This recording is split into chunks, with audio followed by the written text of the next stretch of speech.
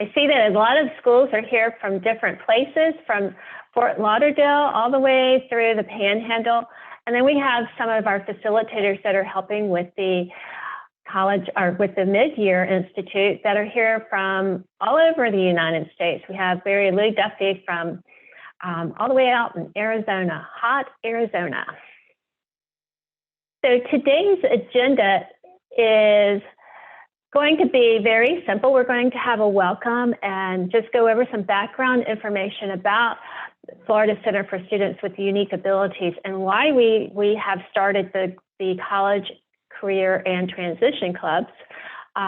Horace Brown from Vocational Rehabilitation will be going over the supports to help prepare students to prepare and attend post-secondary comprehensive transition programs. And then Steve Bianca is going to be discussing preparing now for accommodations and assistive technology in college. Philip Sassy, one of our graduate assistants, will be introducing the graduate panel for you. And then Joey Garrett will be going over reviewing some tips for using the college showcase guides that you've seen before. And then we'll have our closing and we'll go over some information for the annual reports and for some other things that are going to be happening this year. For your attendance today, clubs will be receiving some guidebooks and support materials from us at the beginning of the school year, and we'll share that at the end of the meeting. So why are we here? Way back, probably about a decade ago, I can't remember how long ago, the federal law expanded access for students with intellectual disabilities to be able to go to college. And this took a lot of effort from a lot of people across the nation.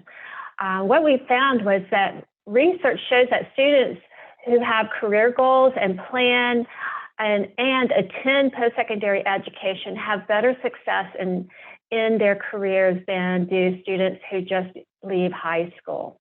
And so we want to give that opportunity to all students. Parents, educators, students, they all want meaningful outcomes.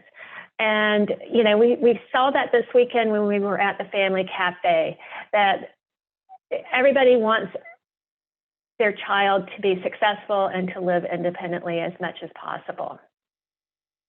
In Florida, we are so fortunate. It's unbelievable how fortunate we are. We are the only state in the United States that has law passed for offering these programs. The Florida Postsecondary Comprehensive Transition Program Act passed in January 21 in 2016. So we're 5 years old. And what this did is it created the Center for Students with Unique Abilities.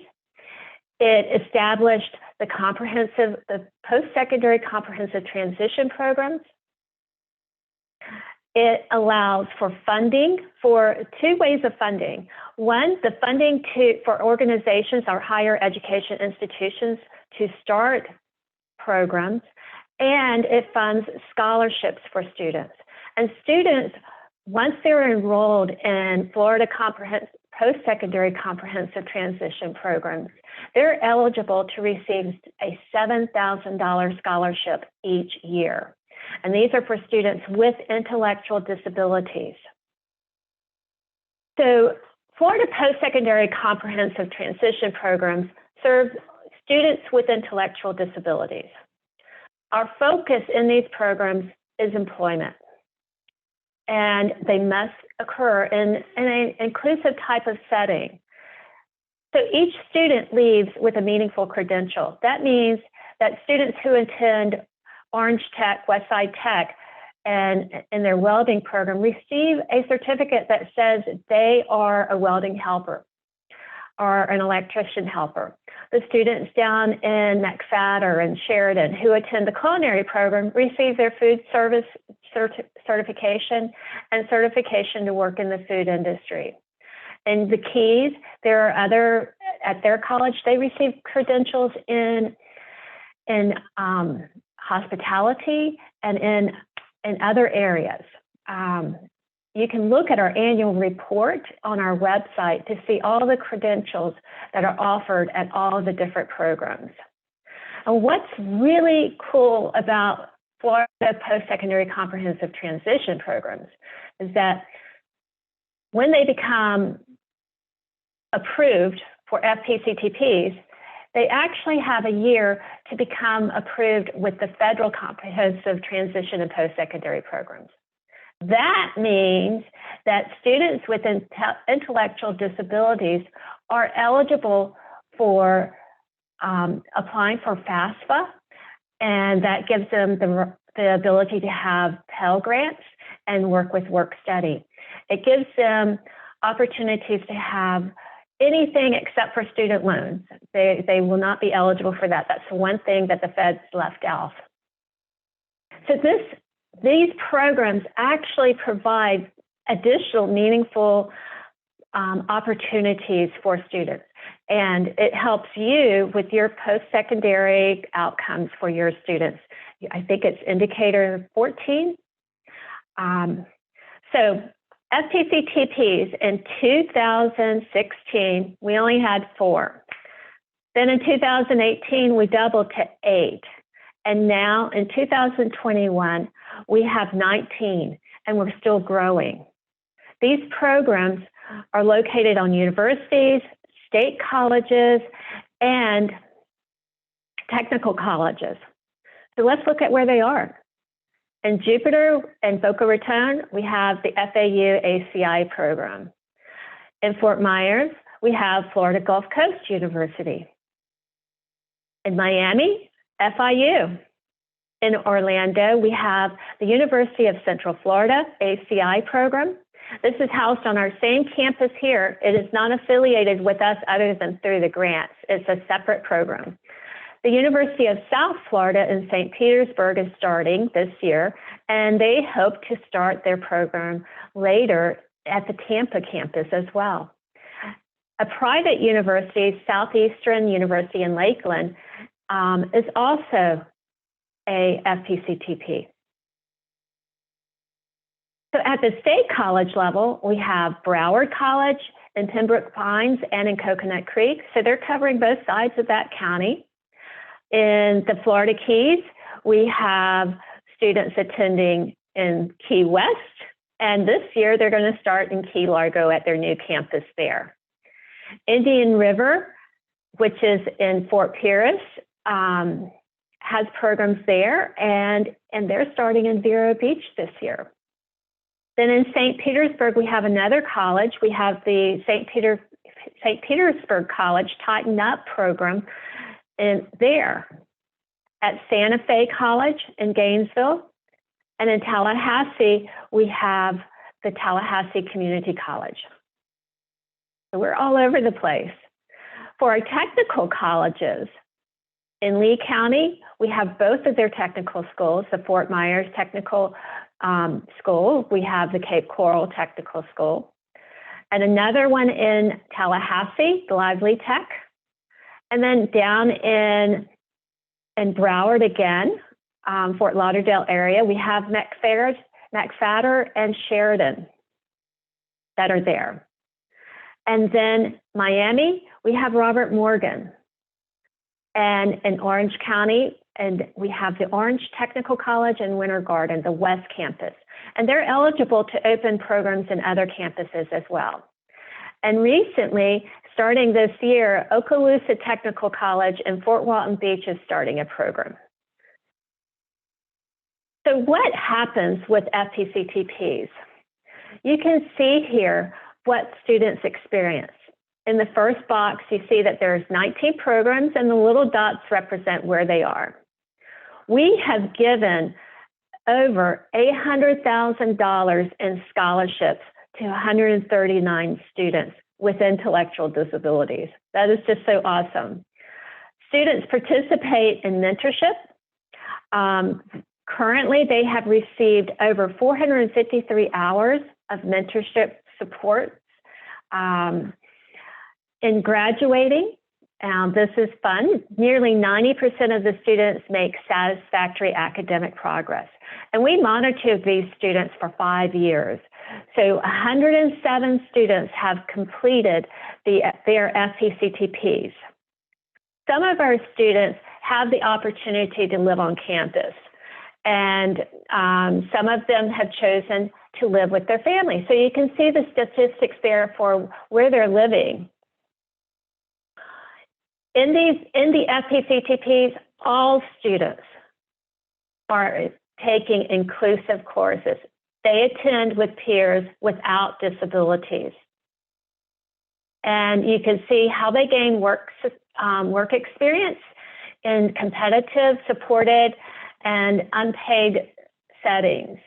So only 1% do not get employment services. When you look at attending a program, so we served 158 students. We've mentored, you've got our hours here, you've got the numbers there, but you see on the right side all of the work experiences that the students have had. From arts, in Santa Fe, they have a fabulous entrepreneurship art program. From marketing, sales, and service. From education and training, where students are working in daycares. From working in research at the University of Florida. From working in human services as nursing assistants and others, to working in hotels.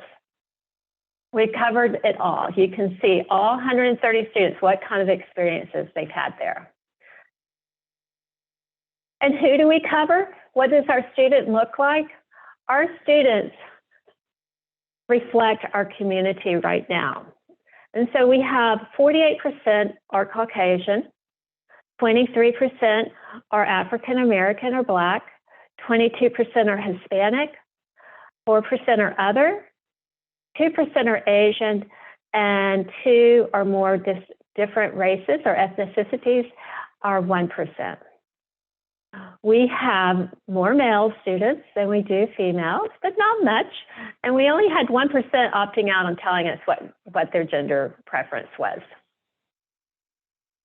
So you can see how these students come about. Now, the special diploma we know is gone, and so, but they have been they've been trickling in for the last 5 years. So that's why we still have special diploma there.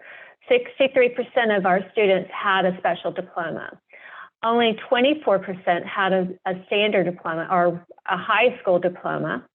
And that's probably because of the change in the legislation with the diploma, how the diploma is done. 4% had certificate and 1% had none. And what's interesting about the law or the FPCT Act, it says students have to be completed with high school. They do not have to have a diploma. They just have to have completed it. So that's just an interesting fact for you. Our students range in age just like any other student on a college campus. They are from 19 to 60. At FAU, there is a student there that is in their 50s, and there's another student in their 40s that just wanted to expand their options for employment. The student told me one time that it's like, man, I'm tired of being a valet. It's hot outside. I want to be able to get a different job. And so that's why he was attending the program at FAU. We have a student recently that when we were at Family Cafe, he saw his picture on the brochure, and it was just so sweet. He comes up and he's looking at the brochures and he sees himself and he goes, "That's me." And then he continues to tell Drew about how how the program changed his life and how he wants to continue to get his next level of certification for being a security guard. Your role is, and you know this, is to empower students and families and to facilitate their learning. You are the integral part of assisting these students in making meaningful transition plans And you are the part that helps prepare students to access and succeed in college and careers. And that includes the FPCTPs. This is a group of students that recently graduated from Mac, I believe it's Mac Fatter in Broward County. This is this year's group. Aren't they adorable? So the CCT clubs help do all these things. They're helping to get students prepared. Now, I want you guys to remember, because I see it a lot in your reports, I see everyone saying, oh, this is a grant. Well, it's not a grant, it's support funds. And so we want to make sure that you use the right terminology there. So it is just support funds. And you guys are the integral part that makes that connection between secondary and post-secondary education for these students. There were so many families this weekend at Family Cafe that said, you know, my child can't go to college, they're not eligible. We didn't realize that these were out there. And it was a lot of the private school or homeschooled students, but my goodness gracious, we just need to keep expanding these opportunities and letting families know that these programs are out there. So today, we're going to work on some things, and I hope that the agenda helps you to continue preparing students to succeed and to come up with meaningful personal goals and looking at their choices for post-secondary education.